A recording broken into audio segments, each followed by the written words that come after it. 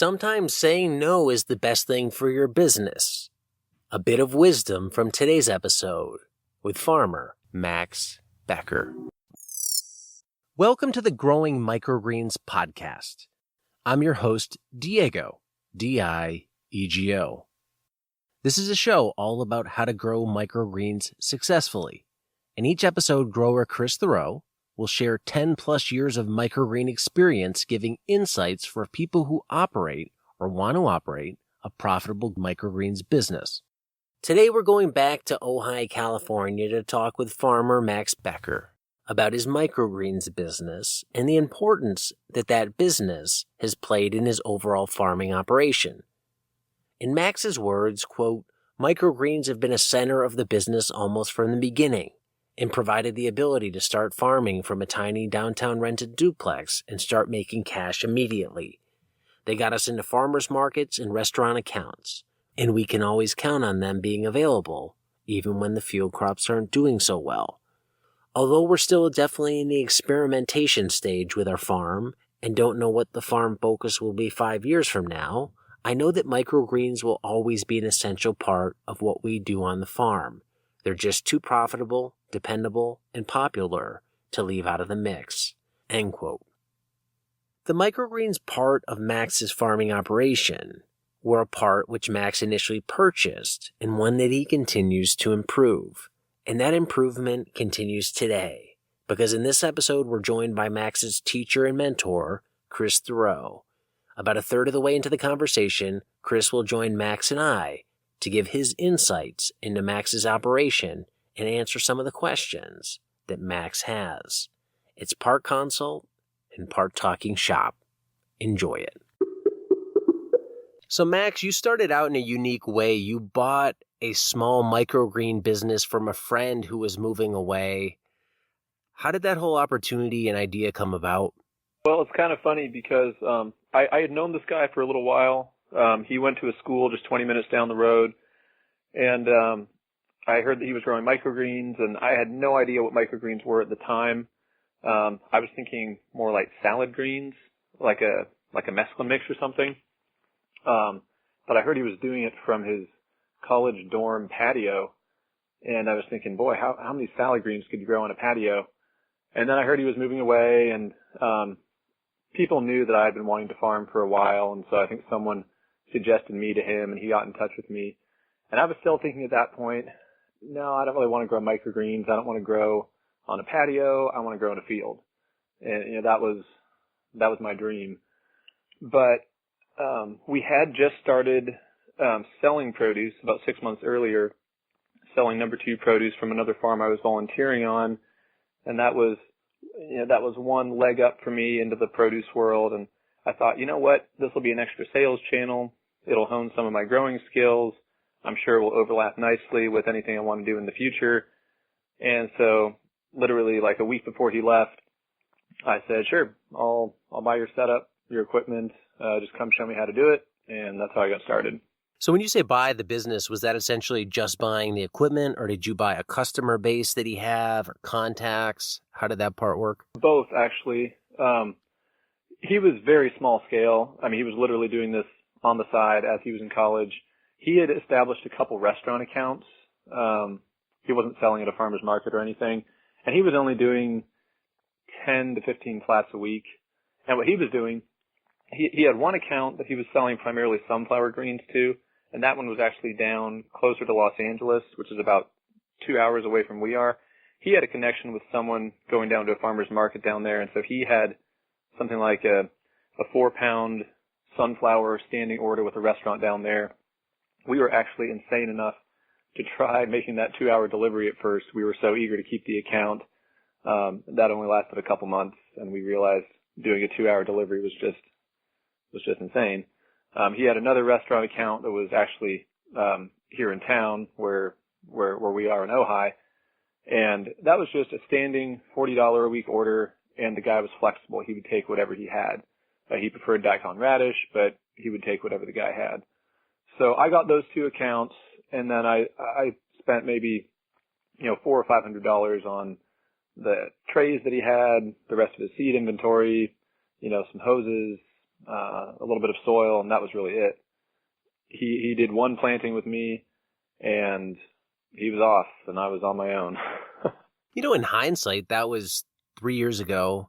What was the good and bad of buying someone's business? It's something I don't think has actually ever came up on any of the shows I've done. The good is the first thing that comes to mind, is that I did get his accounts. That second one I mentioned, I still have today, and that's actually one of my best accounts. They're so regular and so flexible, and appreciate the product so much, and never complain about price. If I don't have one variety one week, they always let me substitute another. Whatever amount of money I paid him at the time for the account has paid for itself many times over since then. And that relationship has led to others as well. I got the equipment right up front. I had someone who knew what he was doing walk me through the first planting. That's all the good. I'm trying to think if there are any negative sides. Well, one could be that I do actually do some things differently from what he showed me originally. Part of that after talking to Chris, actually.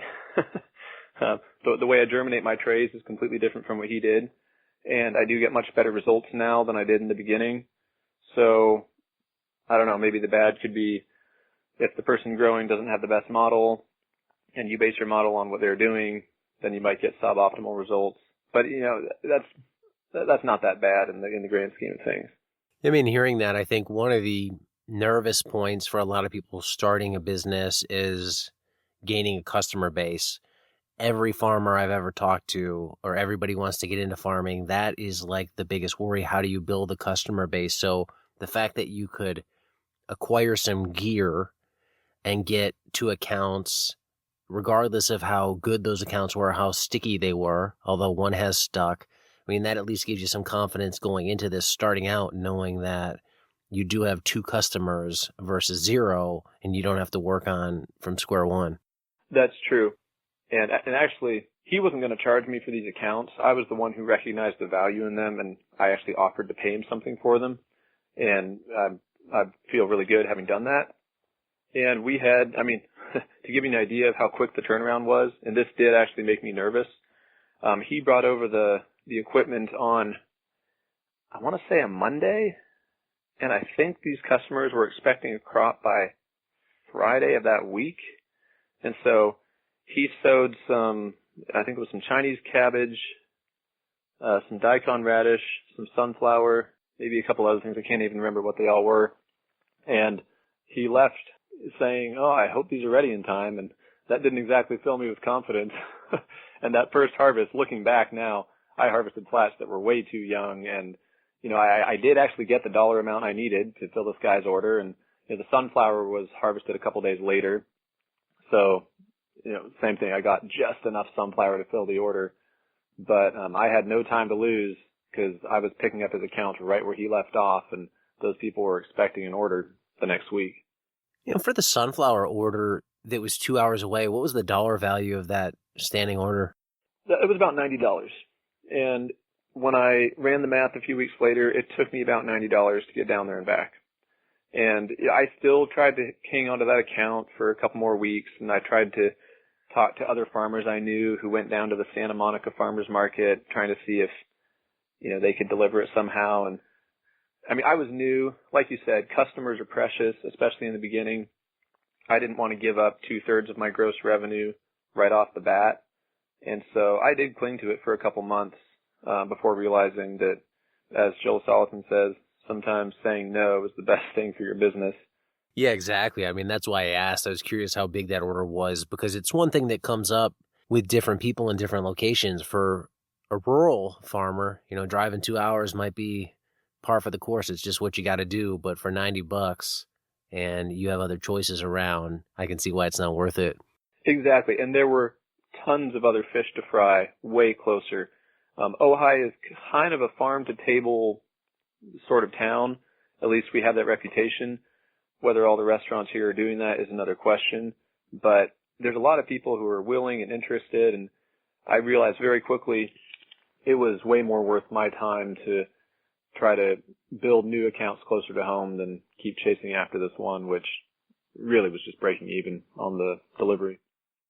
Thinking back when you initially started the microgreen operation from him or you acquired it from him, you were a little apprehensive thinking, well, I don't know if I want to do this. But then you saw that there was a chance to make a fit there. In hindsight, how has that evolved? Has that changed? What are your thoughts now? Honestly, I'm glad we did it. And I think the fact that we're still doing it 3 years down the road attests to that. I do love being in the field primarily, and sometimes it is hard for me to spend so much time in the greenhouse with the microgreens because I really do like being out in the field. But the microgreens have been amazing. They, number one, let me start farming from my house before I even rented any land and had very much experience at all. We literally had effectively a working mini, 6 foot by 6 foot farm sitting on top of my driveway going up in, four levels, and we were selling crops to customers. It was too good to be true. And then what that did was within 8 months, we got into a farmer's market. I was working at the farmer's market for another farmer, so I was very familiar with the scene there, and I knew that microgreens were not something that anyone else was growing. And so they got us into that farmer's market. A month later, they got us into another farmer's market. I was able to approach restaurants that my employer, this other farmer, was already selling to, and I was selling a crop that wasn't competing with his product because he wasn't selling microgreens. So it got me in the door a lot of different places. It got me a business running, a production business running that then when I approached our current landlords on the land that we lease, we already had revenue coming in. It made us look good in their eyes because we were already growing even before we rented the property from them. So it really just helped us to get started. It's very fast cash flow. It does take a big learning curve, but if you can put up with losing a few flats here and there, I got started in a week and I literally sold my first crop less than a week after acquiring this business, which is, that's pretty quick. And now, today microgreens are still the bulk of the sales on our farm. We do grow other things, but we really established a reputation as microgreen growers, and most of our customers see us as microgreen farmers, and now they're beginning to realize that we grow other things as well. But it's just been a great fast cash product. It's actually been a very popular product at markets, particularly the sunflower, and it's gotten us in the door all kinds of different places. You started out at that time with 10 trays. You're doing that many a week when you took over that operation. How was that in terms of manageability for a newbie? I ask because you may think 10 trays doesn't sound like that much, but not having grown them, how did you feel about managing 10? Did that seem manageable, the right amount for a learning curve? Could you have done a lot more right off the bat? Was that too much? I don't think I would have wanted to do more right off the bat. 10 seemed like a good number to start with. They do take daily maintenance, and that's really I think that's where the real management comes in is, well, actually, a week or two after starting to grow, my brother-in-law got married in another state, and I was going to go to the wedding, but after setting up this business, I said to my wife, hey, you go to the wedding, you take our daughter, I'll stay here. I don't want to disappoint customers 2 weeks after beginning to sell to them. So it's definitely a commitment. They have to be watered daily. They have to be seeded every week, at least once a week, if not twice a week. If you want to harvest 2 different times a week, that's got consequences. I was very ready to take that on. I wanted to farm more than anything else, and I was more than happy to make the commitment. But it's not something you can walk away from, even for a weekend. How's the growth changed in terms of total number of trays that you're producing? What are you guys producing now per week? Right now, we're planting about 80 trays a week, and we could be planting much more. We actually went down from 3 farmers markets to 1 recently just because we were stretching ourselves a little bit too thin between doing the microgreens and the field crops and a bunch of other things too. So we narrowed down to one market, which is our local market, which is actually 2 blocks away from our house. It couldn't be a better setup. Our most loyal customers are there. And we actually stopped growing a number of varieties too. We narrowed it down to our 4 most popular, most profitable micros or mixes. One is a mix. So, I mean, if we were doing all of our markets, we could be growing 120, 30, 40 trays a week and selling most, if not all of those. But, for now, we're very happy doing the one market, and, I'm sure we'll be doing more, probably even by the end of the year. You know, once we get through the heat of the summer and into the fall, we'll probably be planting more like 100, 120 trays. For that many trays, you're also doing market veg. If you had to just break out the microgreens, and I know it's you and your wife, and if it was only one person, how much do you think that one person would spend growing those 80 flats a week this time of year in terms of hours a week? Well, it's interesting you asked that because actually tomorrow is the last day of a part-time helper that we have who she's having a baby, and so tomorrow's her last day. She's done a lot of the sewing work for me for the last at least the last year and a half, if not 2 years. So I'm facing going back to doing all that myself because I don't have another helper coming on board, and I'm actually excited about that because I want to see how fast I can sew 80 flats, and we're actually doing something very different from what we did up until now, which was 2 sowings per week in order to have 2 harvests per week. And actually, because of different certain crops take a little longer to grow than others, we actually had 3 or 4 sowings per week in order to get 2 harvests. But what we realized is that the shelf life on our product, on all the microgreens, is about 10 days, and customers continually rave about it. And one thing that Ben Hartman says in his book, The Lean Farm, which my wife and I are devouring now, it's a great book, he says that one form of waste is actually making your product better than what customers are willing to pay for. And I began to think, I don't know if customers are actually willing to pay what it costs for me to make a product which lasts 10 days. I'm going to sow once per week, harvest once per week for the weekend. I'll sell the freshest crop at the farmer's market. Those people will get the long shelf life. And then for my Tuesday midweek sales, they're going to get product that has been stored well from the weekend and will last 5 or 6 days.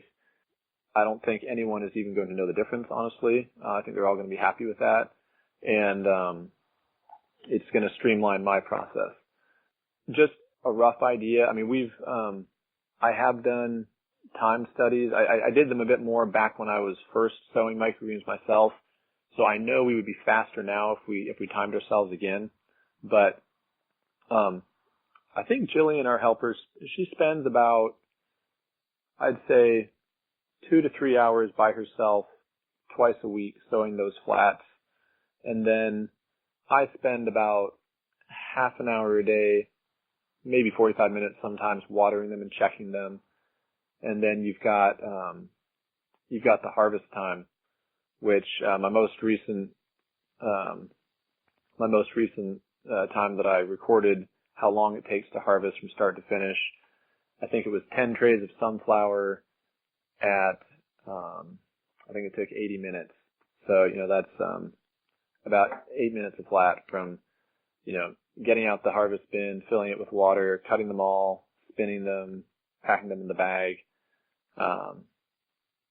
So I guess to recap, maybe 6 to 7 hours a week sowing flats, probably about the same harvesting them, maybe a little longer, including packaging, and then your daily watering of half an hour to an hour a day. So do you think it's fair to say that about a quarter of the labor on your farm in total goes towards microgreens? Yeah, at least. Yeah, a quarter to a third, I would say.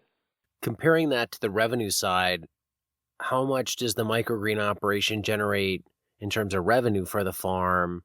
That'll help put that third of the labor into perspective here. Oh, it's significant. I mean, the microgreens, they're around 2/3 of our revenue right now.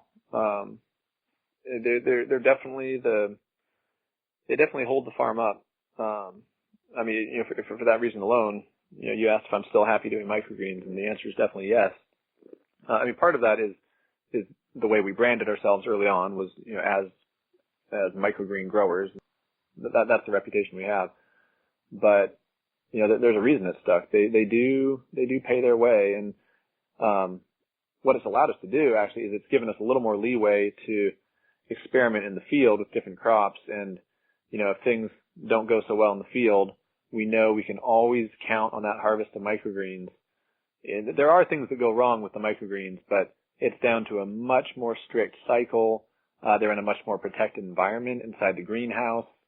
And I mean, we've never been without a crop of microgreens. Sometimes we've had a lower crop, but we have always had microgreens to bring to market.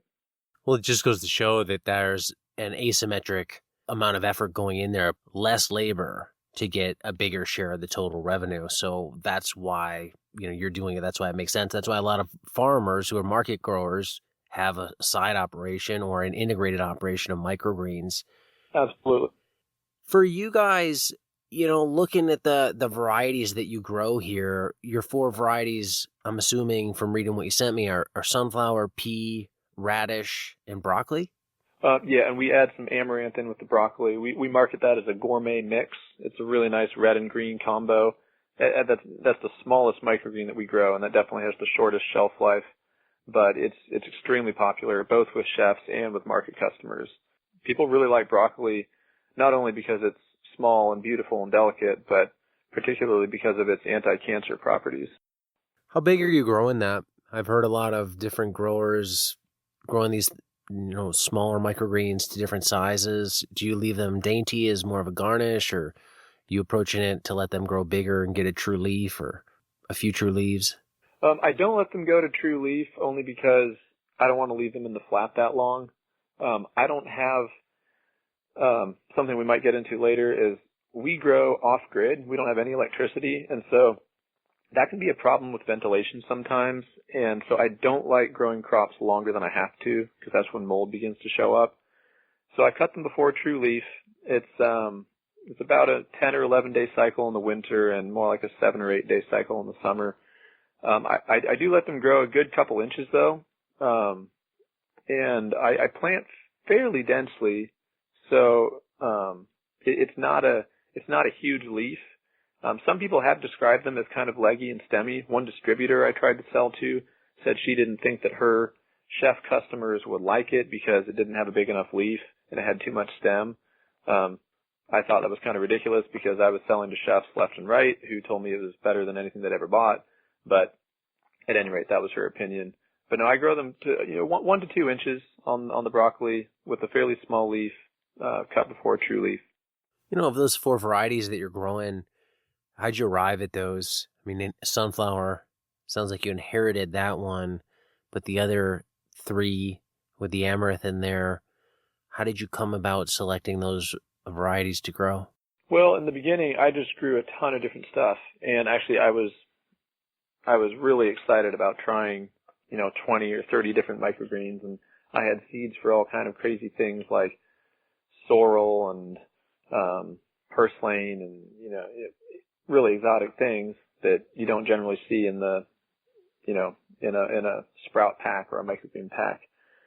And the sunflower, it was clear right away. That was the highest yielding. It was the longest lasting in the refrigerator. It was the most popular at market. From the very beginning, it was almost a no-brainer that was going to be one of the main crops. Pea was one that I got into mostly after talking to Chris, actually. The fellow I bought my business from, he was not growing pea. That was not one of his crops. So it was off my radar initially, but then when I saw Chris Theroux doing so much of it, and I saw that it was a bigger, hardier shoot, kind of like the sunflower, that appealed to me because the hardier crops just have fewer problems, and they hold up better in the refrigerator, and you get more weight out of a flat. So sunflower and pea, it was more for the size and the durability of them and the popularity. Radish, until recently, we also did arugula. And arugula and radish were the two spicy ones that we did. And one of the hardest decisions was to cut the arugula because so many customers really loved it. But it just did not, I was not getting enough weight out of each flat to justify the cost that went into it. And for some reason, it could be a problem with my system, but I was getting moldy arugula more than anything else. And so I just cut it, and now radish is my one spicy micro. And, it's kind of a mid-sized microgreen. It's not quite as big as sunflower, but you can still get a good bit of weight out of a flat of radish. Chefs really like it, so I do a lot of restaurant radish. And now that I'm not doing the arugula, all the people who are buying my spicy arugula are buying radish. So that was a good decision there, at least for the time being. And then the broccoli amaranth, I was almost ready to say goodbye to that mix just because it is smaller, it's less weight out of the flat, especially with the amaranth. The amaranth I really only do for the color, and I do much less of it than broccoli. Broccoli is probably 80% of that mix, and amaranth is about 20%. But it's just so popular at markets, and so many of my accounts were buying that micro, and the broccoli, it gets enough weight out of the flat, and I can harvest it fast enough to really make it worth it. So really trial and error, trying a bunch of different things.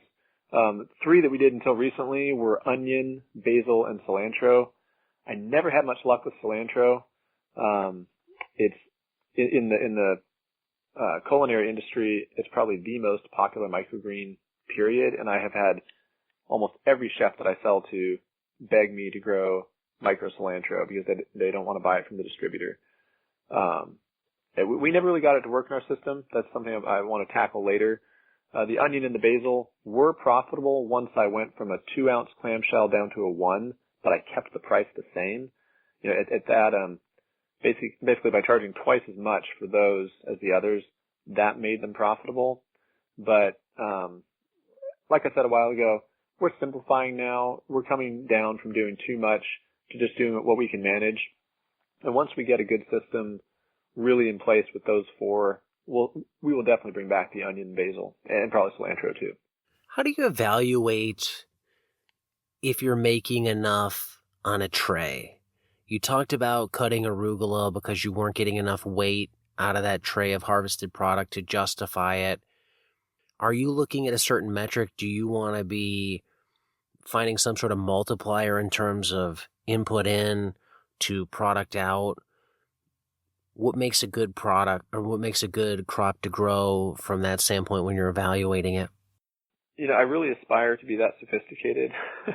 And actually, I was at the beginning. When I was doing 10 flats, everything was running through a spreadsheet, and I could give you any number you asked for. I could pull it up. As we grew bigger, I have to admit, we got a little more disorganized, and we have suffered because of that. And part of the streamlining simplification process we're going through now is in order to establish better record keeping and establish benchmarks like that. But what I did in dropping the other crops was more of an eyeball assessment. If I'm getting less than 5 ounces out of a flat, and I'm charging, at the market roughly $2 an ounce, more or less on most varieties. Once I'm getting less than $10 out of a flat, that's when I begin to think this crop might need to go.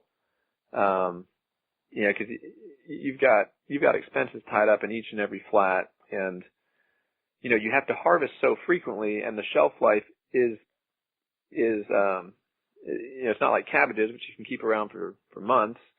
Basically, if you don't sell that crop right away, you've lost it. And even if you could save it and sell it, then 3 days later, you've got your next harvest coming up, and you've got this continual stream of product coming that if you don't sell it right away, you lose it. So I guess if you want to benchmark it, I have to see $10 coming out of a tray for that tray to stick around. And, in ounces, that was about 5 ounces. How do you make the justification to kill a crop, remove it from one that you're growing, versus doubling the price or adjusting the price? You talked about basil and onion. those are profitable when you doubled the price. Could you have raised the price on arugula? And if so, why didn't you? I could have. With the onion and the basil, I made that 1 ounce decision pretty quickly after introducing those crops, so people didn't have this expectation that it was supposed to be 2 ounces. With the arugula, I'd been selling that from the beginning, and people would have fretted a little bit more at suddenly the pack size being reduced 50%. But that's not the only reason. Honestly, arugula was one of my favorite tasting microgreens.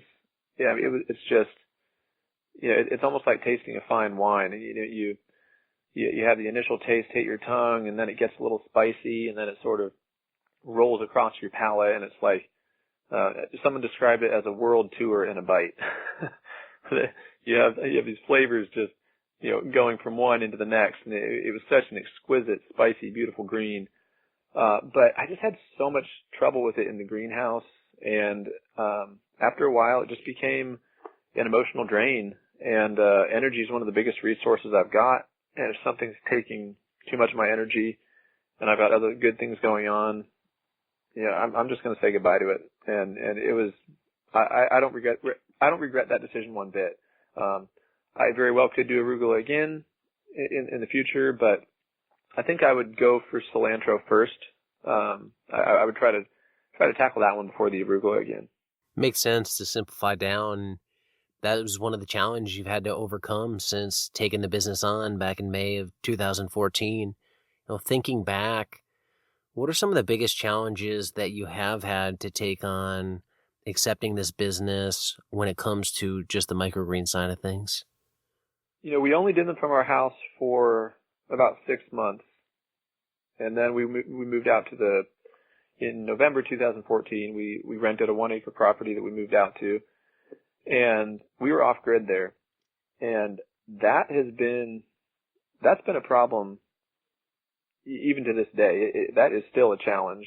We're much better equipped to deal with it than we were then. But, November 2014, even in California, winters get cold to grow things here.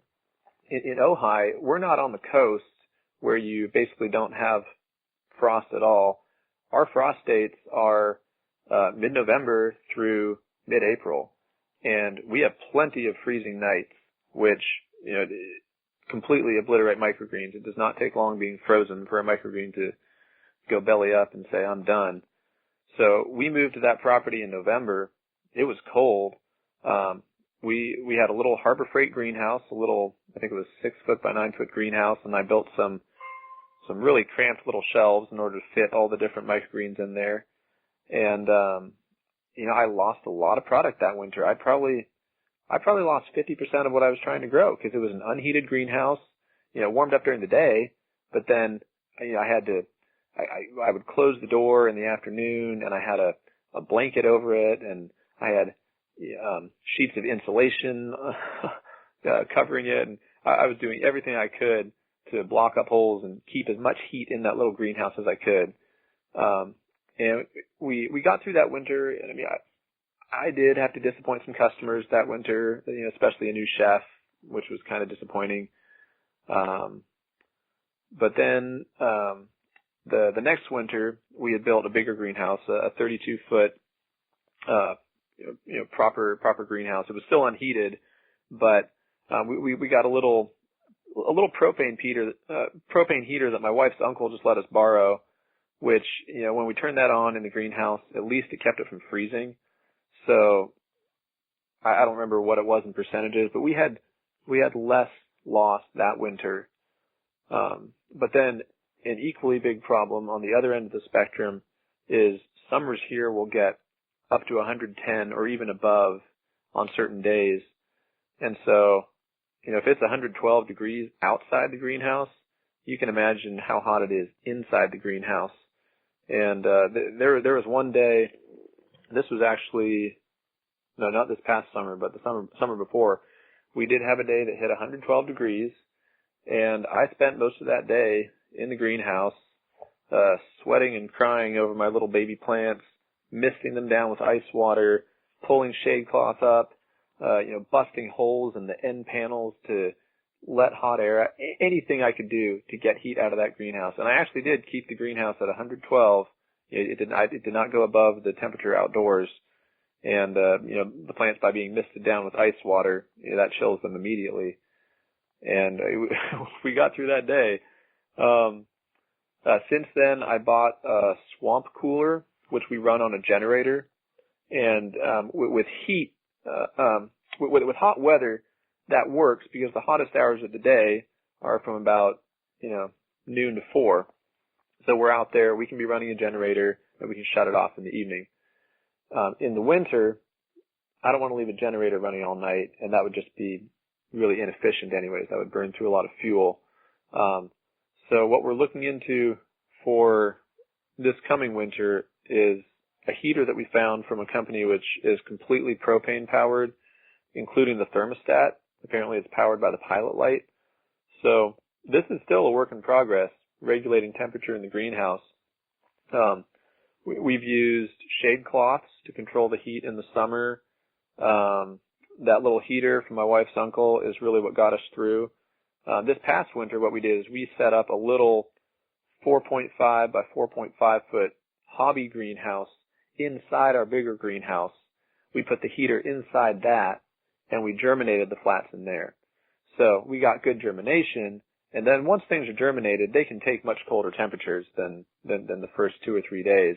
And then the heat from that little greenhouse spilled out into the rest of the greenhouse and still kept that from freezing. So on a night that hit, 28 degrees, it would probably be 40 degrees in the big greenhouse and then more like 50, 55 in the little one from the heater. The disadvantage to that is that it was much hotter at the top of that little greenhouse than the bottom, because we all know heat rises.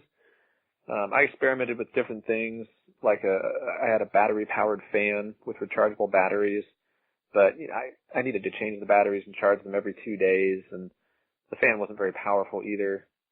So it's a work in progress, but I think that has definitely been the biggest challenge, is dealing with being off-grid, which prevents us from running fans for good ventilation in the summer, and from having thermostats and other electronic controls just to keep the temperature where it needs to be. And just to make it clear for everybody, I mean, the property that you're renting doesn't have power. This isn't a choice to be off-grid. There's just no power there, or no way to get power there. Oh yeah, it is not a choice at all. Boy, I mean, I would I'd do anything I could to get power out there. That is probably the single biggest disadvantage of an otherwise amazing property that we rent. There is power on the property. It's an 80-acre ranch. We lease 1 acre up in the corner, and I mean, our landlords have electricity at their house, which is,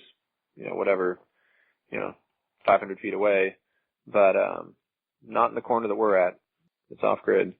It's interesting to hear your story, and one person that you've mentioned has helped you throughout that story has been Chris, and Chris has been hanging out here on the call quietly in the background. So I want to bring him on now and just talk about what he's heard, and you can field some questions or ask some questions to him. So Chris, hearing all this, what are your thoughts on seeing growers like Max evolve? Well, it's great, actually, and listening to Max talk about a lot of this stuff. I can see a lot of the stuff he's talked about, it's stuff I recall talking about with him. I know it's stuff that I cover in my workshop material. And when I hear him talking about it, I can hear how much he knows that material, right? How much his experience with these crops is really paying off, the yield difference between, say, sunflower and radish, and, replacing arugula with radish and things like that. So it's good. I can really feel, like, just in 3 years, how attuned to the microgreens Max has become. So it's been great to hear that. The one thing that stands out is, talking about the crops. You wish you could do better.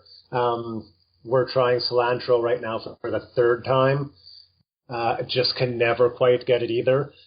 We have just figured out arugula. We tried and did a similar thing. We sell, our small pack, generally of our other microgreens is 125 grams. And the arugula we do at the same price for 40 grams, because that's the only way it's going to work. And one of the, to look at one of the questions you had asked, Diego, like, we like selling large volumes of stuff for a decent price. Microgreens are often this garnish that's really small, sold at a premium price. And I don't think that's the farm we want to be. We want to make our product more accessible. So it was with a bit of reluctance that we kind of went to selling a 40-gram clamshell at $5. But we do find there's a demand for that, and the people who are buying our other stuff do buy the arugula. So we are going into that realm. But yeah, we have not figured out cilantro yet. And my guess with cilantro, because I'm sure we actually have similar conditions, is it really can't handle the heat, and it needs a bit of a longer cycle at cooler temperatures. One of the things I've read about cilantro is to get the hulls to come off, which is coriander, people will actually grow it under a dome to raise the humidity, and that helps them slip off. But in those conditions, you're actually really increasing your risk of disease because you're also reducing airflow. And it's just not somewhere we wanted to go. So, we try it a few different times. We try a few different techniques, a few different planting methods, a few different densities, but I think we're about to give up on cilantro for the third time. I mean, here's a question for both of you. You're both mentioning having trouble with cilantro. What's the issue? Is it getting the seed hulls to come off? Is that the problem? Yeah, so that's one that we have. You've probably got 25% of the hull still sticking to the leaves. And then the other one is if you plant it too densely, it seems to get disease in every tray. Not always a lot. Sometimes it's just a little, but sometimes that little bit can spread. And basically when it starts spreading, even if you cut what you can, you just can't get the yield on it. And if you can't plant densely enough, you can't get the yield either. So we just haven't found, between those two things, it's not really working. How about you, Max? What's your biggest challenge? Well, a lot of the same, actually. We had a lot of disease with it, more than with almost any other crop. Generally, it seems like the slower something is to germinate, the more time there is for something to go wrong before that crop gets off the ground. And cilantro takes a long time to germinate. It takes about a week or so. At least in our system, it did. An interesting thing about the seed holes is that I was really stressed out about how many seed holes were left, and the micro cilantro that I had, a chef friend had brought me a sample clamshell from Fresh Origins, which is actually down in San Diego, down by you, Diego. They're probably one of the biggest. They're definitely the biggest regional supplier of micro cilantro, and maybe even nationwide. I don't know how far they ship their stuff, but it didn't have any holes on it, and so that was my standard. Then, actually, this was just before we stopped growing it too. Some of my market customers came to me and they said, "Thank you for growing micro cilantro with the coriander on it. We can't find this anywhere. It's always got the hole popped off, and we love it. It makes the green pop." And so I began to think, maybe there's a little niche for cilantro with the coriander on it. So if we try it again, I'm not going to stress too much about the holes, but certainly we were getting disease. I was not getting, just what you said. If I was planting densely, tons of disease. Not planting densely, then I'm not getting enough weight out of the tray. And it was just taking too long. It was tying up too much time on the shelves. And I just wanted something faster taking its place. And hearing that, that's one challenge you guys are both having. Thinking back, were there any challenges that Chris really helped you overcome, or maybe not totally helped you overcome, but it could be processes that he really helped you perfect and made a difference? Actually, speaking of holes, it's sunflower holes, actually. Sunflower is, I would actually say, our staple crop. It's the main one. It's the most popular, the most profitable. But I almost gave it up in the early days because I was I was having such a hard time with it, and I could not figure out why. And I talked to Chris, and I said, "Hey, if I'm getting a 70% germination rate on my sunflower, is that a little bit low?" And Chris texted back and said, "Yes, I don't take sunflower under 95%." And that, if I had known that earlier, that I was simply dealing with really rotten seed, I would have thrown it all away immediately, bought new seed, and just been done with it. And that's what we did. We bought new seed, And we were spending so many weeks, months even, struggling, trying to figure out what was going wrong. I was dousing these sunflower with food-grade hydrogen peroxide and just, trying to do everything I could to keep them from getting disease in the flat. And, what was happening was that seed wasn't germinating, and when the seed doesn't germinate, it tends to rot in the bottom of the flat, and then that mold spreads to the whole crop, and you lose your harvest. So, seed sources with sunflower. He also helped me realize that the suppliers I was buying from were charging about twice as much for sunflower as he thought was a reasonable price. So that made the crop a lot more profitable right there. And he also told me about stacking trays for germination, which on the sunflower in particular gets much better germination than what I had been doing, which was taking an empty tray and basically making a blackout dome on top of the tray that I had planted. So that kept moisture in, but by stacking them, what you're really doing is you're making seed to soil contact, complete seed to soil contact, and you're pushing the roots down into the soil so they root well, and then you're putting pressure on the greens so they're forced to gain strength by pushing up on that flat above. And that practice alone, we now stack absolutely everything. There's even the amaranth, the small stuff. We stack everything in the greenhouse for germination. And I'll notice, every now and then my worker will forget to stack some flats, and those ones do not germinate like the stacked ones do. When it comes to sourcing seeds, what are your thoughts on ordering seeds? I think a lot of people just pick up any catalog, your standard seed variety, and they'll go to the microgreen section and they'll order right from them. How have you refined your process in terms of sourcing seed suppliers? Are you okay going and ordering from anybody, or are you going to want to have some questions answered before you place the order? On sunflower in particular, I want questions answered before I place the order. I now ask what the germ rate is I ask how many different lots they have in, and this is all on Chris's suggestion. I figure out what lots they have and what the different germ rates are. I get samples of them. I might order 5 or 10 pounds to grow a number of flats out for a couple weeks and see how they perform. And Chris suggested even looking for traits like see how quickly the holes pop off. See what the germ rate is, see how they taste, see what your yield is. And I've been shocked at seeing differences between seed batches.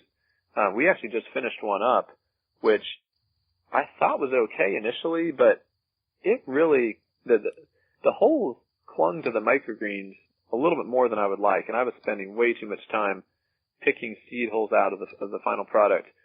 And that's not to say anything about the supplier. In fact, most of the suppliers I get from 4 mainly. It's Timon Seeds in Vermont, Johnny's in Maine, Mountain Valley Seeds in Utah, and Mum Sprouting Seeds in, I think they're in Saskatchewan. Is that right, Chris? Yep. Yeah, and I was unfamiliar with them until Chris suggested them. But those are the 4, and I've gotten great batches of seed from one supplier, and then 6 months later gotten some of the worst seed ever. And so I've really realized the importance of finding a lot that works with a good germination rate that performs well in my system. And at Chris's suggestion, he said, when you find good seed, find out what the lot number is and buy a lot of that lot. Buy a pallet of it. We're not quite at that stage yet where we're buying pallets of sunflower, but we certainly did well to heed that advice.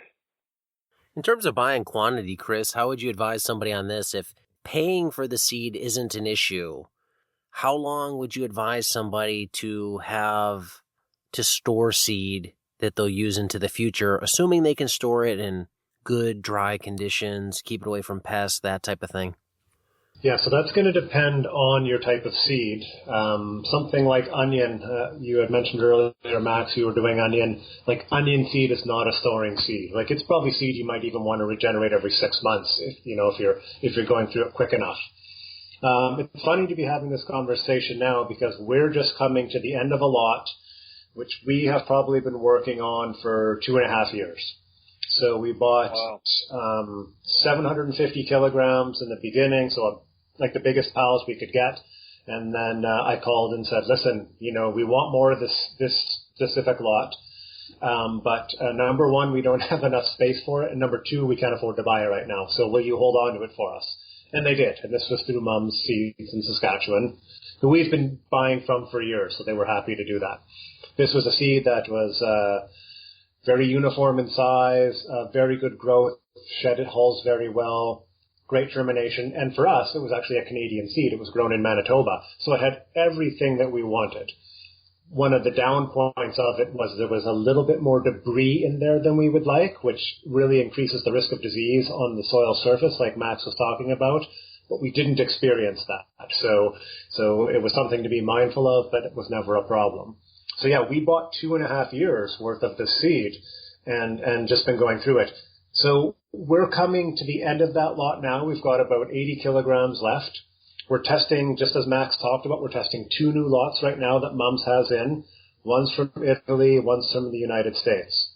And I already have experience with both of these seeds. And so when I go into the testing, I have some assumptions that the Italian seed is going to look like this and the American seed is going to look like this. And it's exactly what did happen. So the Italian seed, because we've ordered it before, a trait that we see is the seed size isn't uniform. You've got big seed, medium seed, small seed, and so you get different sized sprouts in the end, whereas the American seed was uniform and generally much bigger. And it was just an overall nicer crop. So that's going to be the next lot that we buy. We'll probably buy 500 kilograms of seed, next week. And then I'll say, listen, can you hold on to another 500 kilograms? And that way I don't have to think about sunflower seed for 2 more years. So because, looking at if I would have come and they would have only had the 1 lot and it would have been that Italian seed, we could make it work, but our yields would go down, our harvest time would go up. And generally, it just wasn't as nice of a seed. So we're not as happy with it. So when you find a good seed, hang on to it, literally. As long as you can. Well, and this really, and I'm sure you're finding this as well, Max, like we talked about, this is with sunflower in particular. I can order arugula, speckled pea, radish, and it's the same almost every lot. There's no uniformity. Sunflower is one that's just really particular. And the lots are very different, and they come from all over the place. All our speckled pea comes from Canada. Previously, I think all our radish was coming from Israel before. But it was just consistent. But sunflowers like Canadian, American, Italian, I think we've had a few other ones from other places. And so I'm not sure why that is, but my guess is with sunflower, and this is the black oil sunflower seed, not the white stripe one you'd be eating at a ball game, is a lot of the good quality seed is probably going to the oil market. And so there's not a lot of people growing for microgreens, so there's just a limited supply relatively to draw from. And so that's just going to vary between, depending who's got it on the world market. Max, sunflower is one of your biggest crops, your prime crops, a staple, you've called it. You mentioned in the email you sent me that you've tried growing sunflower greens in the field. How has that worked for you? That really worked quite well. And actually, probably in the next couple of weeks, we're going to start doing that again. Nights are warm enough that I don't worry about things being out there in the field. I got the idea from Curtis Stone. Actually, it was at PB3 that I saw him talk about it in the workshop, and I instantly loved the idea. The idea of not having to deal with flats, not having to buy soil. I mean, the cost of soil is, for what we pay for our pre-mixed soil, it's a good, at least 75 cents a flat, especially for the sunflower, which we really feel quite full. So the idea of being able to save labor, save soil, and use, from a microgreens perspective, an unlimited resource of our garden space, that sounded really attractive. It worked. I did it last summer for the first time, and it worked quite well. One problem that I had, well, there were pros and cons to it. And actually, this is something I'd love to talk to Chris about. What I noticed was that the microgreens were beautiful. They were large. They were robust. They were just gorgeous macro microgreens, so to speak. And I presume that has to do with the fact that they had, you know, a bigger area to send roots down into. They weren't constricted in a tray.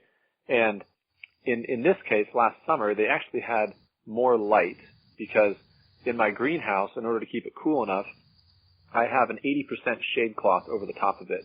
And what I actually like about that for growing microgreens is it keeps them slightly blanched. And what I noticed with sunflower was that when it's exposed to the light, too much light, it tends to turn a little bitter. I like the fact that it's shaded in the heat of the summer in the greenhouse. In the field, it's exposed to more light. And what I did to protect it was I took row cover, and I think I folded it over 4 times, actually. It was either doubled or four times, I can't remember. And I put that over the top of it, and, you know, the row cover lets through, I think, 85% sunlight, so I was reducing it to, you know, somewhere between 50 and 70%. And that helped from you know, keeping them from getting scorched out in the sun, and also just from getting too much light to turn them bitter. But what was interesting was that because of the size of the greens, because the leaves grew so big, almost all the holes popped completely off. So harvesting them was a breeze. You know, I just took a wax box out to the field, cut them all into the box, rushed them into the washing station, got them in cold water, and there were very few holes to pick off. One hard thing is you are out in the field, so you have less control over weather. So it can't be done year round, and I know Curtis doesn't try. It's more of a summer thing. But for the months that we can do it, and that's actually a commitment I have for the next couple months, is to try to see how many microgreens I can get into the field and out of the greenhouse. I say if you can do it, it's a better return on your investment. What are your thoughts in hearing that, Chris? Yeah, I'm jealous. It is a good option, and 2 things that Max mentioned that are quite important. Number one, you're not paying for soil. You know, soil is very expensive. It's just gotten more expensive for us. And number 2, you do get a bigger growth because they have more rooting space. And you even notice that indoors, if you go from a 1.5-inch tray to a 2-inch tray, you get a higher yield as well, and then you're using even more soil. So being able to do things outdoors in that way is an advantage. The disadvantage, and this is just me being facetious, but not really, is you've got to bend over to harvest them.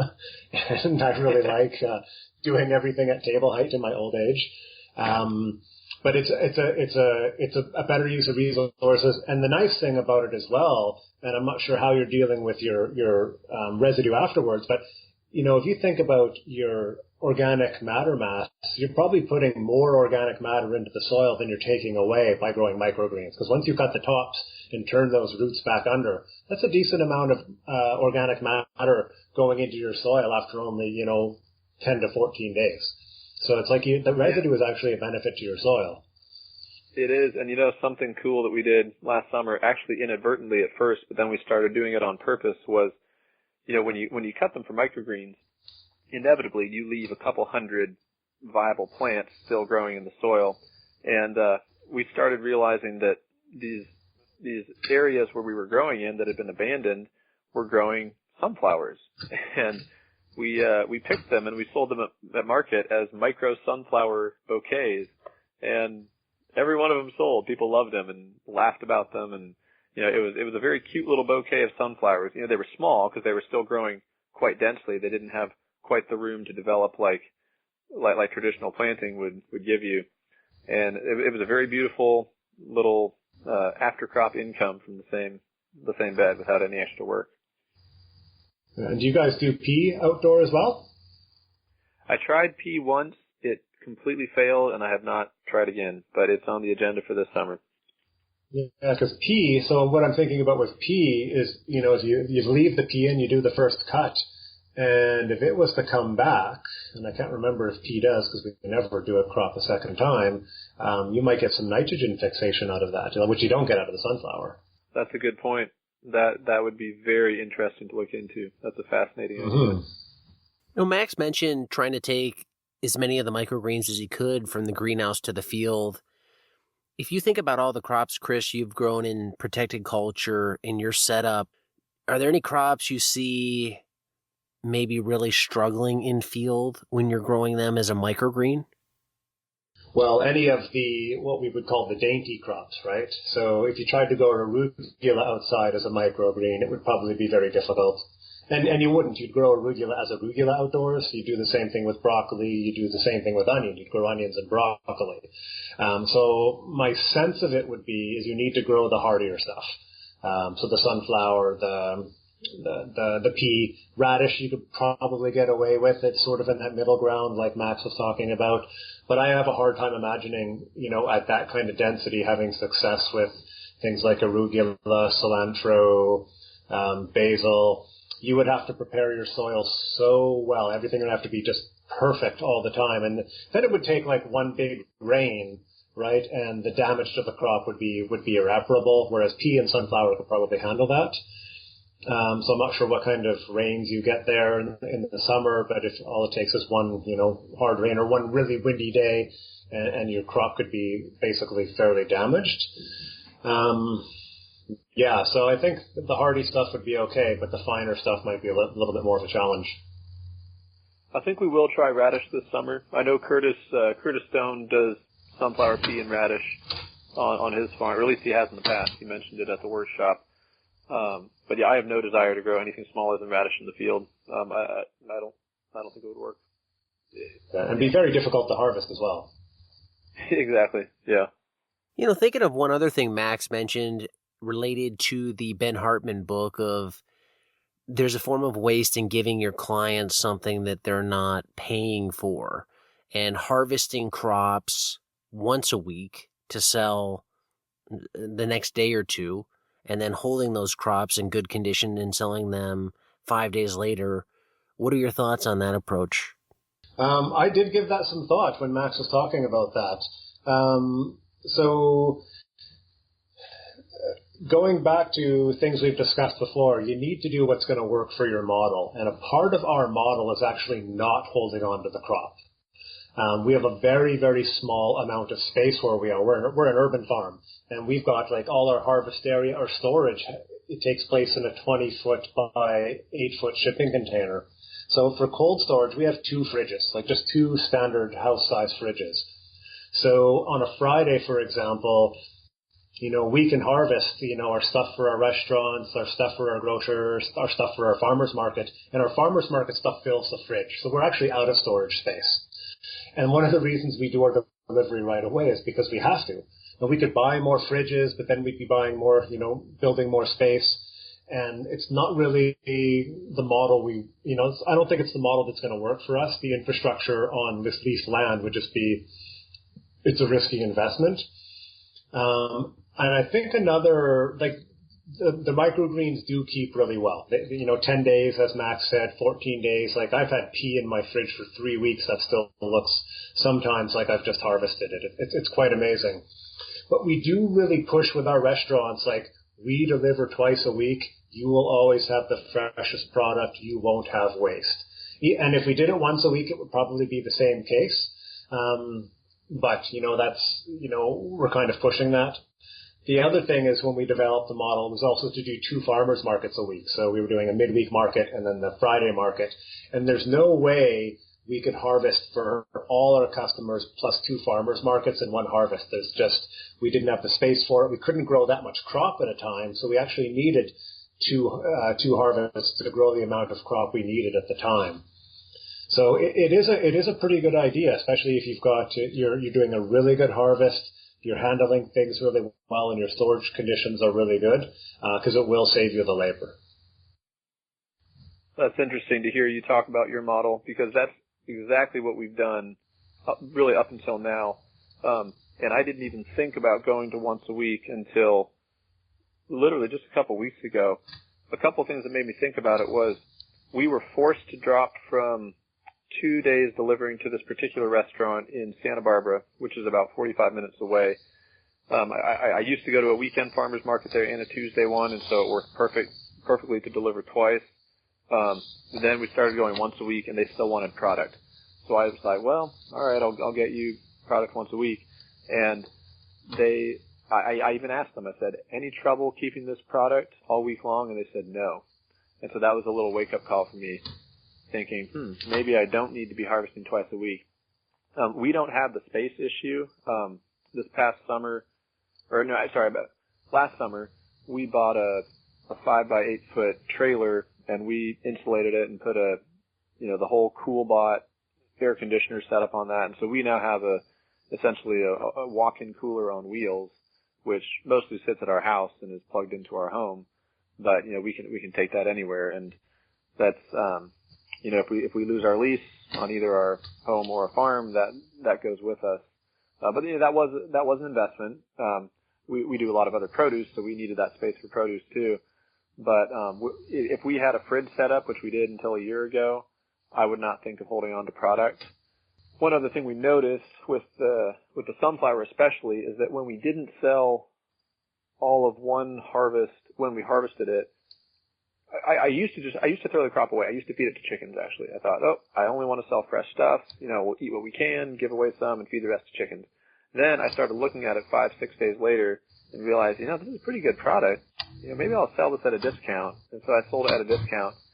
And then when people came to me with these 10, 14-day shelf life stories, which I was experiencing in my own fridge, but I didn't know how other people were storing it. Once they started talking to me about that kind of shelf life, I realized I can sell a crop which is 5 or 6 days old. And we started doing it and have never had a complaint. In fact, I've had people give me the 10-day shelf life story on crop that I know was 6 days old when they got it. So nice. That tells me it's possible, at least in our situation, given the fact that we have proper storage. Yeah, I like so when I think about our model, like I just described it, one thing that we have to do once in a while is we need to recheck our assumptions. Like when I look at things now, like having this conversation, we don't do that midweek market anymore. We kept with that model, and we might still have a hard time doing the volume, like, growing all our crops for once a week based on our space. But it makes me think, like, let's take a look at this.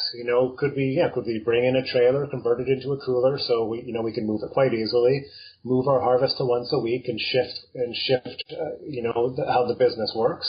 I think that's definitely something to explore. The other thing that cooler, like a bigger cooler is good for is, if I've got a tray or a set of trays that are a little bit ahead of schedule, I can throw them in that cooler to slow them down. That would actually work in the summer for some of our harvests, because for our pea and our radish, we just cut them, bag them, put them in the fridge. But if I could stick them in the cooler for an hour before I cut them and then cut them and bag them and put them in the fridge, we'd probably get an even better shelf life. So it's definitely, it's an interesting thing for me to bring back to our team, because we're going through a big transition now where our former staff are now new members of our co-op, and within 3 months, us current members will be gone from the co-op.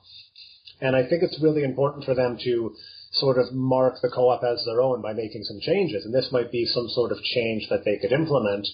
And that time they freed up, say, for that Tuesday harvest, is a time that they can use to explore a new venture for the co-op.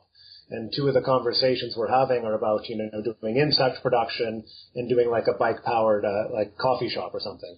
So that might be a way of going, okay, well, let's shift how this model works so we can make it a little more dynamic and a little more diverse. And that's going to give them a bigger sense of ownership of it, because they're not just continuing what we've done, they're making it into something their own. So yeah, it's some good food for thought. With your trailer, Max, are you doing anything like Chris's reference of taking uncut trays to pre-chill before harvest and or slow them down in some of those hot 110-degree temps? I've definitely used it to slow crops down, or to, to hold a crop. A crop got mature too fast. I know, for example, that I'm going to be,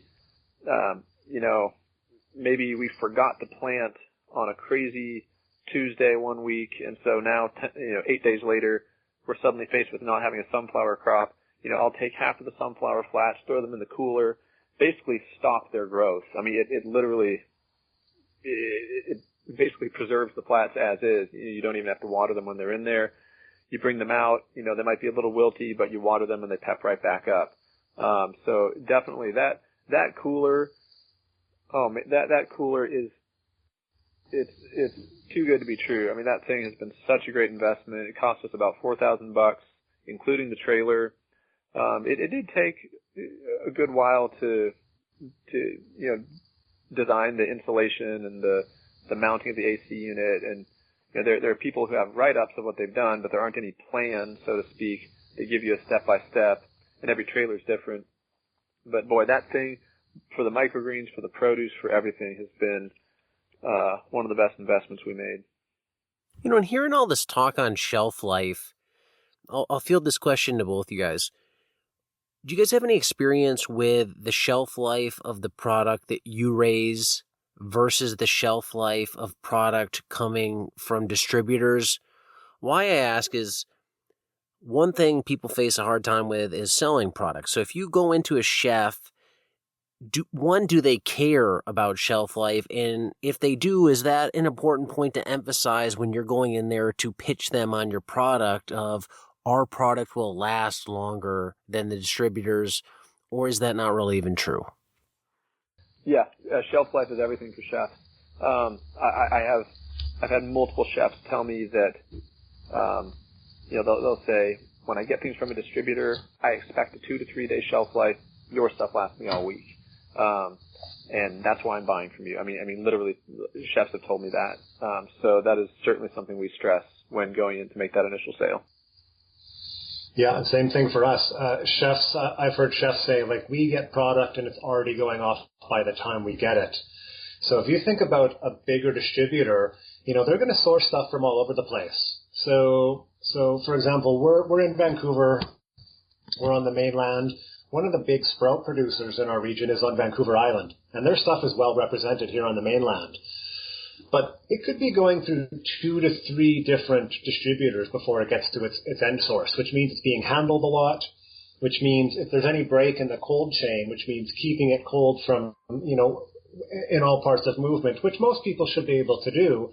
But if it sits out on a warm day on a dock somewhere, that's going to deteriorate the product. If it gets handled or is bumpy, bumped around too much, it's going to get damaged, and that's going to reduce its shelf life. So the idea of like growing something, packaging it, getting it to the customer within a couple of hours, you're giving them the freshest possible thing that they could buy, and they do notice it. And I think the way we started talking to our chefs about shelf life, it's just this almost nonchalant, like, you're not going to get waste. Like, waste product doesn't even register for us. And as an example, when it comes to Christmas time, we take about a 2-week break off at Christmas.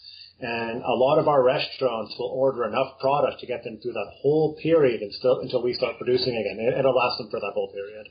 So shelf life is a big thing. And I'm sure, it's the same way in California. Like the restaurant attitude and the chef attitude right now is, I can get fresh, and that's what I want. I want nothing but the best because that's what my customers want, and because I know I can get that. So yeah, it's really nice to be able to provide them with that as well. Okay, this is really following up on something from our original consultation, Chris, and something that's also in your workshop, which is a soil mix and proportions of different ingredients. And if I'm not mistaken, your mix, at least what you recommend in your workshop, was 70% peat, 22 perlite, and 8% compost. Is that right? Something around there, yeah. That mix has changed a little bit for us. We've brought the peat content down, and we're using a bit of coir in there. But those proportions between that peaty coir substance, perlite, and compost is about right. Okay. Well, here's my big question. I mentioned earlier, my wife and I are absolutely devouring Ben Hartman's book, The Lean Farm. And one cool thing about his farm, from our perspective, is he grows vegetables on a small scale, about 1 acre, like we do, and he grows microgreens too. We're almost identical on that part. Our farm is definitely not identical to Ben Hartman's farm. That's maybe 10 or 20 years down the road, but at least we have that in common. In the microgreen section of his book, where he talks about how he was reducing costs, because that's what the whole lean concept is all about, is cutting waste. he said they were buying in a good quality soil mix, and that was a big expense for their microgreens, and I can definitely relate to that. To get a load of soil dumped, pre-mixed, 15 yards, costs about $2,000, including the delivery. And he said they switched to using their own compost as a growing medium. And what it sounds like from the book, I haven't heard this from him directly, but it sounds like he's using straight compost to grow his microgreens. And I contrasted that with what I heard from you, Chris, which was that you wouldn't want more than 8 to 10% of the mix to be compost. And that's what we've been doing up to this point. But reading Ben's book made me think, because compost from the same company I get the mix from costs $23 a yard, even if I'm not making it myself. I can buy it in $23 a yard. And one attractive element of using at least a higher percentage of compost in the mix is that we reuse all that old soil in our garden beds. And the peat is great for organic matter, but it actually makes the soil kind of acidic after a while, and it doesn't really have any fertility in it. Whereas if we could be, buying in compost for the bed and simply growing microgreens through it first and then spreading it on the fields, I mean, that would just be a total win-win-win. So, I guess I'd like to hear your thoughts on that. What do you think about what Ben Hartman is doing, and what's the reason you keep the compost percentage of your mix so low? Okay, so if you remember, and I think I do cover this in the workshop, one of the characteristics of a soil or of a compost is its electrical conductivity. So the electrical conductivity is a measure of the salt content of a soil, which is actually a measure of how nutritious it is. So when there's a lot of nutrient in your soil, you've got a really, really high electrical conductivity, and it's actually detrimental to plant growth.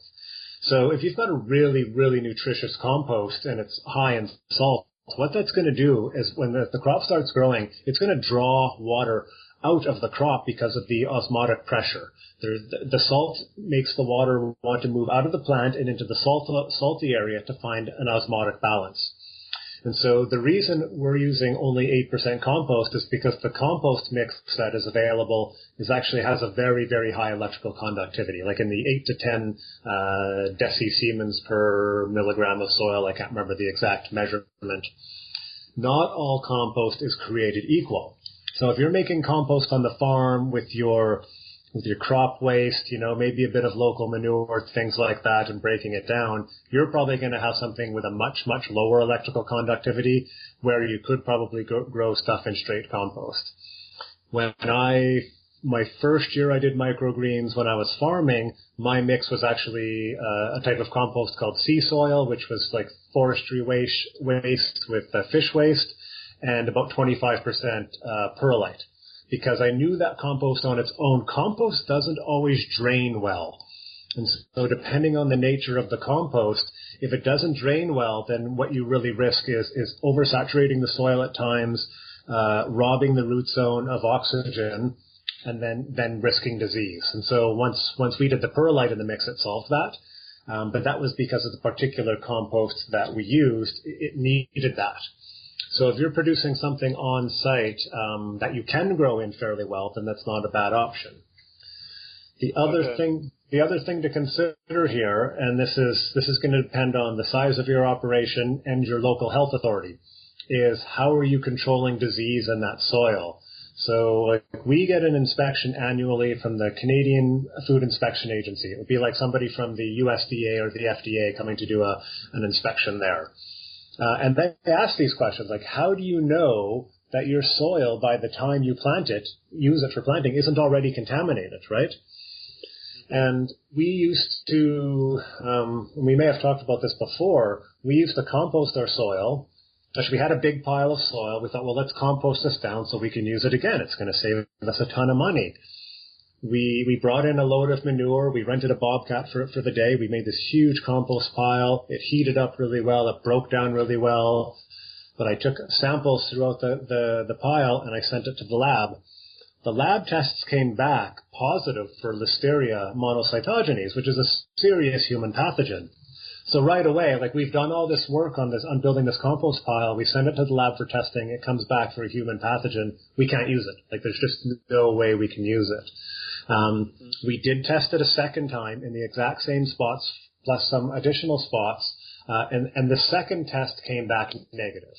So the first test could have been a false positive, or it could just be I didn't pick up the pathogen the second time. But because we had that knowledge, we just weren't willing to take that risk. So what we do is we bring in fresh soil all the time.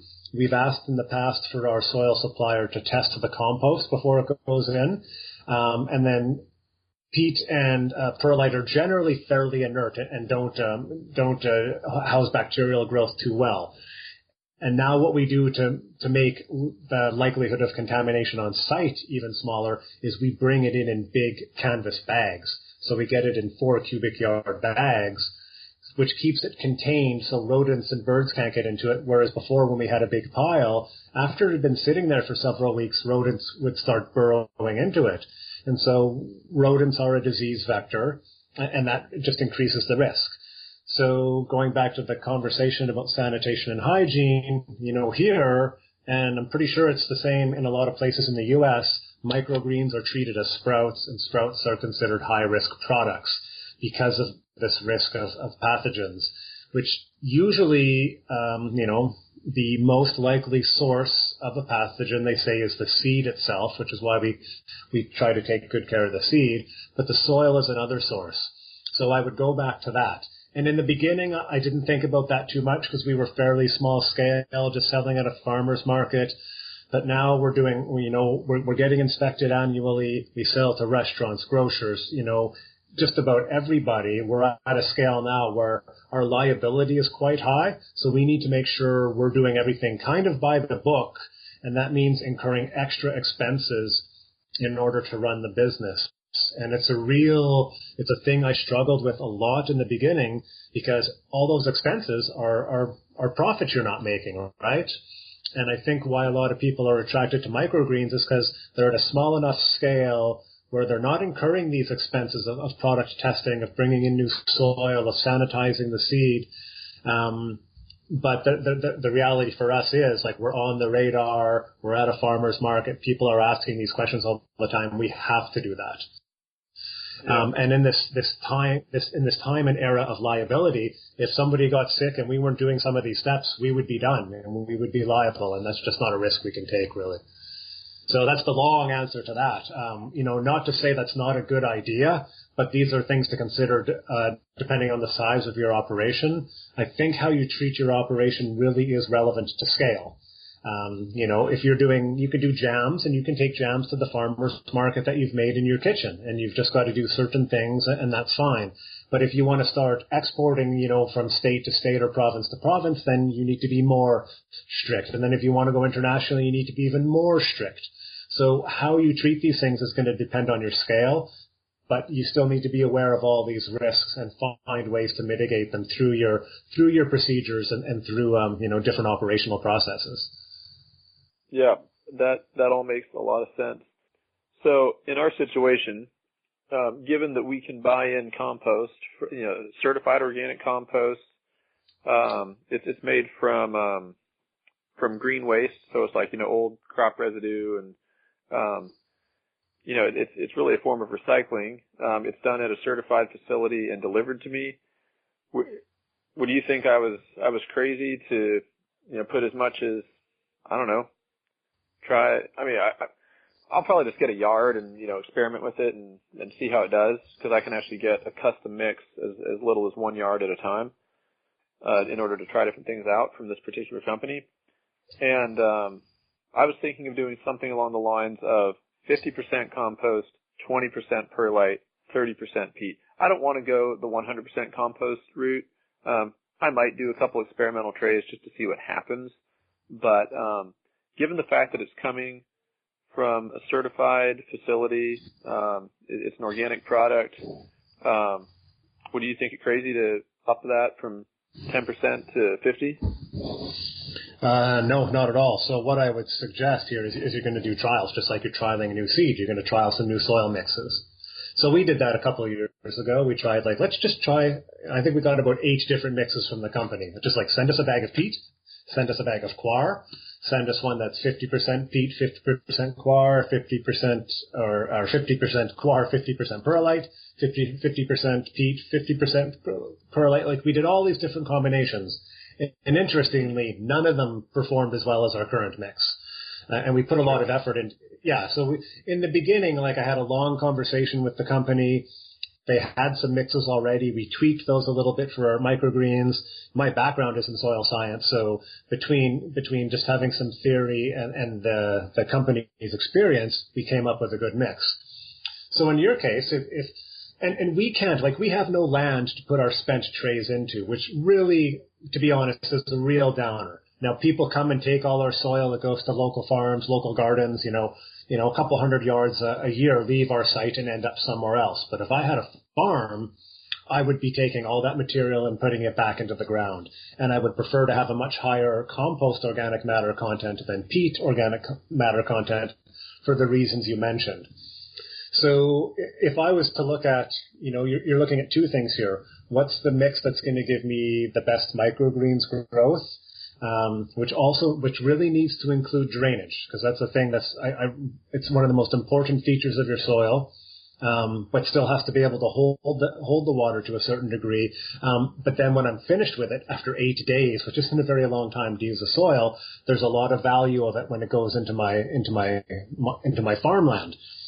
So if I was to suggest a mix off the top of my head, it would be like 50% compost, 30% perlite, and maybe 20% peat, or maybe even less peat. And the reason the peat, or even the coir, is that I think it might hold the water just a little bit better than the compost. So you're looking at that for holding the water. You're going to get water holding capacity from the compost plus the nutrient. And then obviously the perlite or the vermiculite is going to help your drainage. And it's going to keep your mix lighter. Like we talked about this before. A heavier mix means heavier trays, more likelihood of breaking trays as you're handling them. And then the other thing is going to depend on the quality of the compost. So you should be able to get a nutrient analysis from the company and check out what that electrical conductivity value is. Because if it is too high, then that's not going to work. Too much compost it's just not it's going to be too rich for growth. Okay.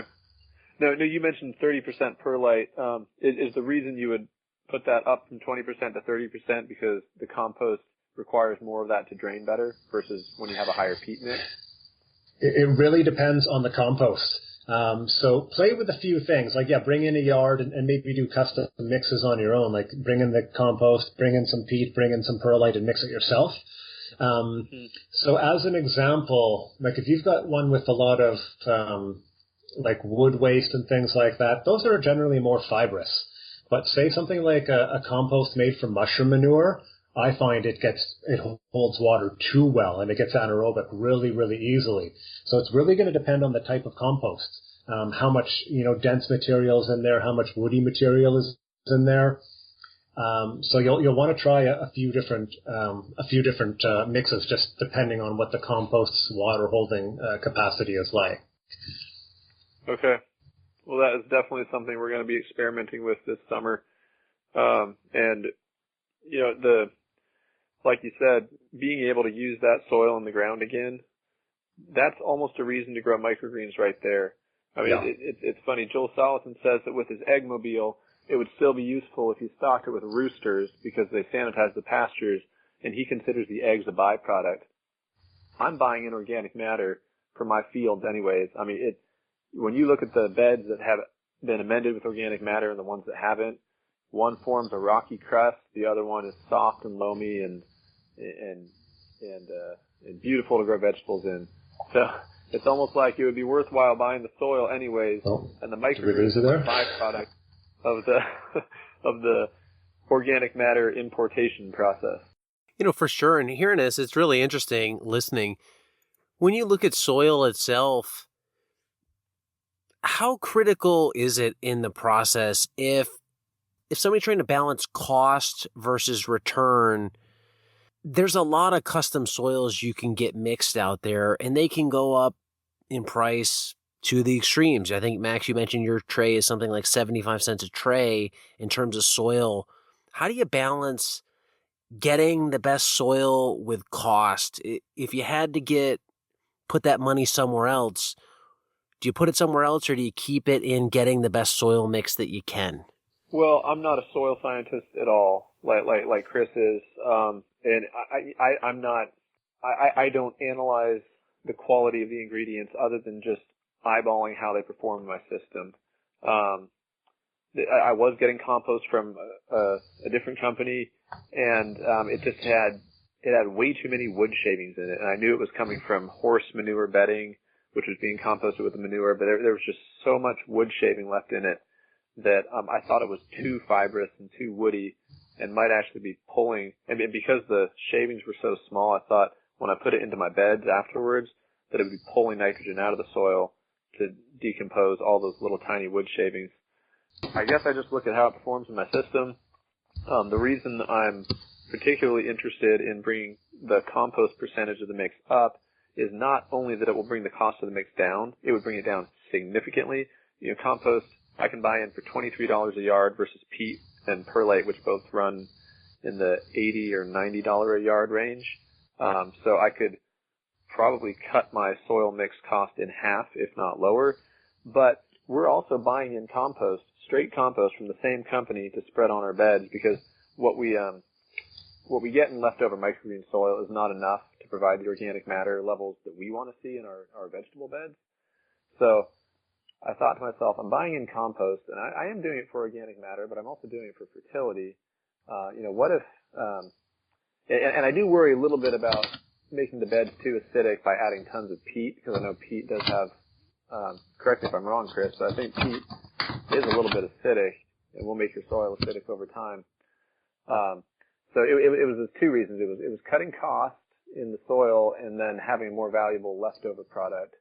And the only thing that would shy me away from that would be if I noticed a significantly reduced yield in the greenhouse on the microgreens.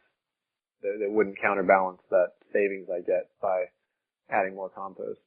Does that answer your question, Diego? Yeah, it does. And I think that puts it into context there. I mean, Chris, what would you advise somebody starting out? Just that? Buy what you can that you think is quality and then just look at how it performs? Yeah, so for some people, it's just like a matter of like what's available.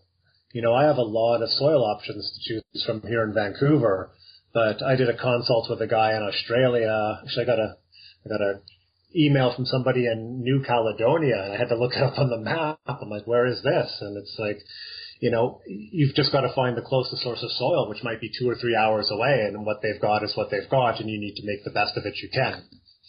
But it's like seed, if the thing is that like if you can't get good enough soil to produce a good crop, and Max nailed it, like the quality of the soil is reflected in the quality of the crop. And if you can't grow a good quality crop from the soil you've got, then you don't have a viable business.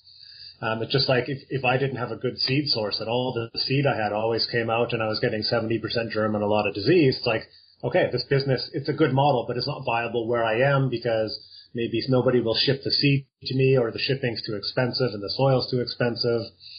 So there's all these things to consider. The other one is just like, what is your delivery charge? Somebody might charge way more for delivery, even though they've got a better product. So you've got to weigh all these things out because it is a cost and it is effort. And I think we've gotten lucky in a way. We've got a good soil with a good company who delivers for a decent price. With 2 days notice, will do us custom mixes. We're really, really lucky in that way. And I think people who live close to a major metropolitan center are going to have that. So yeah, they're all good things to consider. But I really like Max's thinking around just making better utility out of that soil, because the microgreens, they're not going to take a lot of the nutrient out of that compost. The quality of the compost when it goes from being a microgreens mix into his farm soil is going to remain very close to the same. It's actually going to have a higher organic matter content because you've got the root mass in there as well.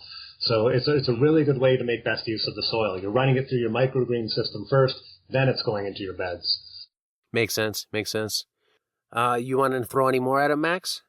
One more about the sunflower holes. I was touching on this earlier, but Chris, I'm curious, do you have a benchmark for how long you spend picking sunflower holes up post-harvest?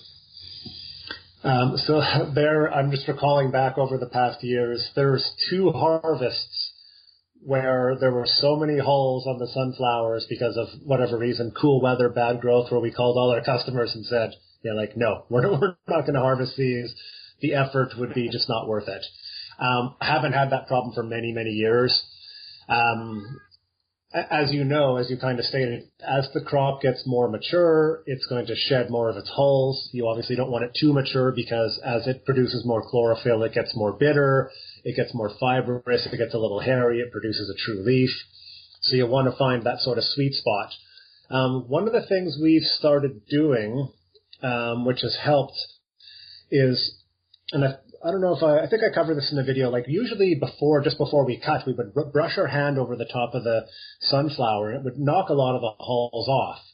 And then we cut them into water, and we pick the rest of them out because they float basically, and that's quite easy. But the thing is, when you brush your hand over the top of the crop like that, it makes it a little bit more limp and a little harder to cut. So one of the things we started doing is doing that brush over the top on the day before harvest. It's like the last thing we do that day. So the crop, after it's sort of brushed and then watered, will rebound and be quite firm in the morning. And the hulls have all been agitated, so a lot more will pop off overnight. And we're noticing that, when we go to cut, that there's much less on.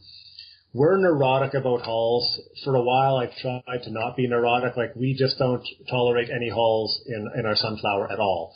Whereas other companies will. You'll see, maybe 10 to 20 hulls per pound or something like that. Like, we just don't have any. So, and that doesn't take us, we're probably, trying to think, you said 8 minutes a tray per person. We're probably about half that, but we have a 2 to 3 person harvest system. And we're doing a lot of clamshell packing and a lot of smaller packing, which takes a lot longer. So, but yeah, like if I was to think when I'm looking at a tray before I cut it, I shouldn't see any more than, 3 to 5% of those sunflowers with hulls on them. Yeah. Okay. Now here's something I was thinking about the last few days, and it ties into what I was saying about soil too, because, remember I was talking about the sunflower growing in the field. The cotyledons themselves were bigger. It wasn't just the plant growing more mature, but the whole thing was just bigger. But the seed hole obviously is static. That's not, that's just the size that it is. And so it looked like this bigger microgreen that was more robust from the beginning was just popping those holes off more easily. And I was thinking to myself, okay, is that just because it has more space to root?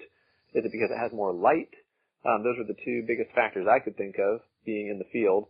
And so one thought I had was, I've never used anything except the 1 1/4 inch trays that you use, Chris, but it occurred to me, I wonder if I did drastically reduce the cost of my soil mix by increasing the compost, moved to the 2 inch trays, put the sunflower alone in 2 inch trays, and kept everything else in the 1 1/4 trays. I wonder if that additional space to root would result in a bigger, more robust green at a comparable cost of soil. I'm going to be reusing it anyway, so soil waste is not a problem. Do you have any thoughts on that, about using the deeper tray with a less expensive mix in order to get the holes off more easily? Because that, honestly, I love sunflower and I hate it. And what I love about it is how popular and profitable it is. But man, when my worker is picking out holes by herself, I only do it because I feel bad for her. I hate that job. I don't want to leave it to her all alone, and so I do it to be nice to her. But that's probably my least favorite thing about growing microgreens is picking the sunflower holes out of the harvest bin. Yeah, it's ours as well. Like a significant amount of our labor goes into that, and we have a policy where nobody picks sunflower hulls alone. There's always 2 people doing it. Because it's difficult, and there's not a lot. Like we basically cut and process 2 trays at a time, and 2 people go through that fairly quickly.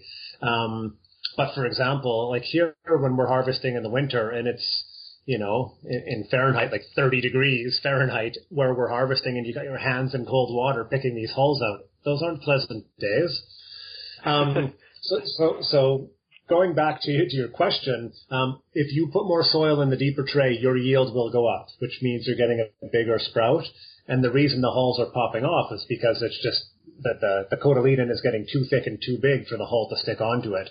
So you probably would get, if you can reduce your soil cost and it's still an equivalent quality soil, you will probably get much, much less hull retention. Okay. Well, man, that is certainly on the agenda for this summer. I mean, I can't even describe the loathing I have for picking sunflower hulls out. It's interesting you say you harvest just 2 flats at a time, because that's another thing I've thought about is where's the sweet spot between, how do I explain this? Basically, we actually harvest 6 trays at a time. The reason I do 6 is, because when we take the hulls out, we get probably 50% of them out on the first handful. You know, we can get them all into a little, area that we can just scoop a bunch of them out with one handful. Then we get maybe 20% of them out on the next handful, and then 5, and then it's kind of down to picking the individual ones with our fingers.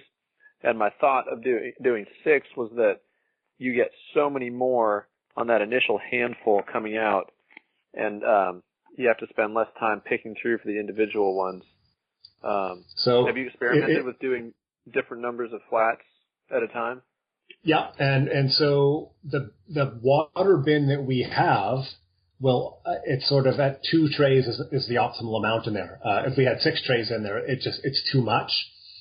Okay. So that was just what we. The other thing is you don't want the sunflower to spend too much time in the water. So the first tray you cut is going to spend a lot more time in there than the 6th tray you cut. And so we want our stuff in and out of the water and into the spinner as quickly as possible.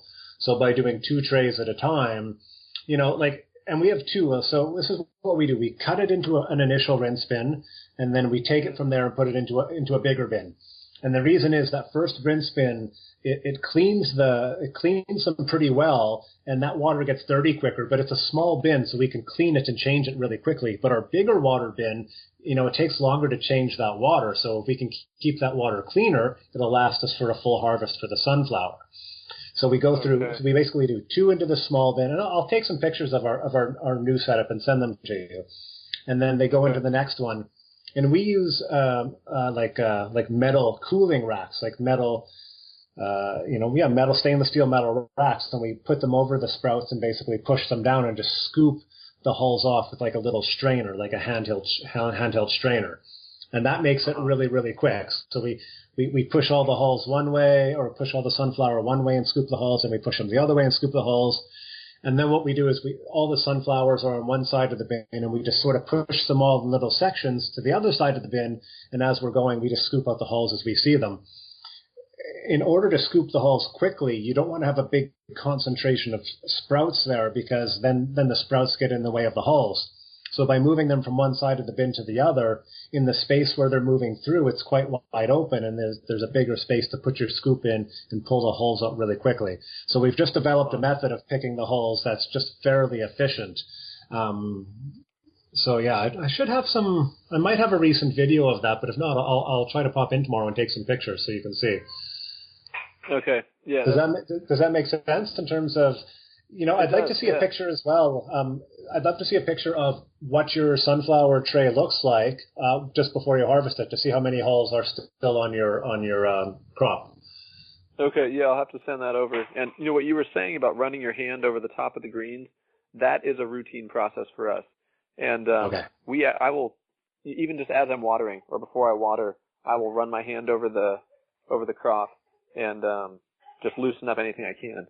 Yeah, it does make a big, big difference. So this could just be, well, send me some pictures and I'll take a look, and I might just say, like, that's about what we've got. But it might just be, if it's a bit more, it might just be a quality of the seed, or there could be something else. So yeah. Okay, Chris, one thing I wanted to bounce off you, it's another idea I got from Ben Hartman, which is a germination chamber, just for the first 2 or 3 days after seeding. We experimented with this somewhat in the winter with the setup that I described with the very small hobby greenhouse inside the bigger greenhouse. But do you have any experience with a separate chamber for germination, or do you simply keep your greenhouse at a fairly optimal range for both germination and crop growth? So as it is now, we germinate and grow in the same greenhouse, but we do germination on one end, and it's a little more insulated. We've got some extra heaters there for the winter, so it's got its own little microclimate. And then, of course, we're doing the stacking and whatnot. In the past, I've germinated them in a separate area because I had that option, which we don't really have now. But optimally, you would have a germination area and a growing area. They would be separate. The germination, those first 3 or 4 days are so crucial. And so if you don't have the perfect conditions, they have a hard time recovering. Whereas if you get really good germination and poor conditions afterwards, you're actually still more likely to get a better crop.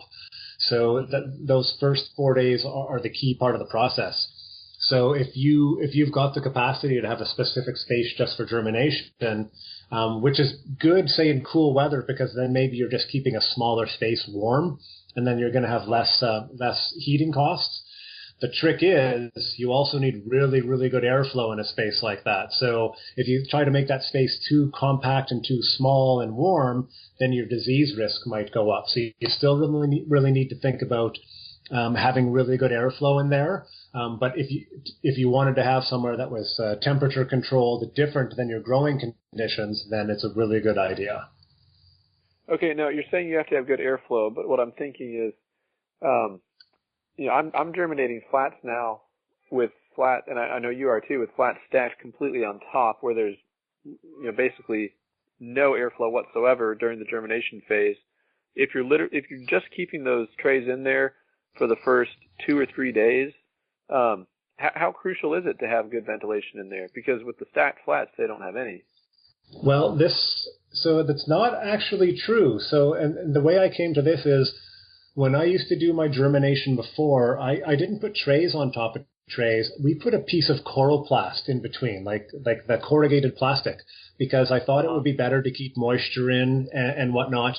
And that really sealed things. And we got disease that way. And then when I changed that system and took the coroplast out and just stacked the trays, I could see there was a little bit more space in between the trays, and the trays have the ridges on the bottom, right? So there's a little bit of space in there, and it does make a difference. Another example of where you're reducing airflow and you get higher portions of disease, and I'm sure you've seen this online, is people use the 2-inch flats, but they only fill them half up with soil, and then they still stack them. And so when you're stacking flats inside of other flats instead of on top of them, you've got the walls around the crop and there's no airflow in there, and people get much more disease. And I get that all the time from email inquiries and from other consults. And as soon as people start filling the flat up to the top, and then there's that little bit of airflow around the surface, the disease goes away. So it may not seem like it, but there is much better airflow the way, depending on how you stack them. So if you take a space and you make it a little bit smaller and bring up the temperature a bit, you could reduce that airflow. But in a small space, one fan is probably going to provide you with enough airflow anyways, right? So. Yeah. Okay. It's so interesting you say that about the coroplast, because we actually had the opposite experience, just trial and error. When I first took your suggestion of stacking flats, I was not sold on the idea because it didn't seem to be working. Then what I did is I had a bunch of scrap left over from greenhouse panels from building our greenhouse. I didn't know what to do with them, and I thought, I'm going to cut these to the exact shape of the top of a flat.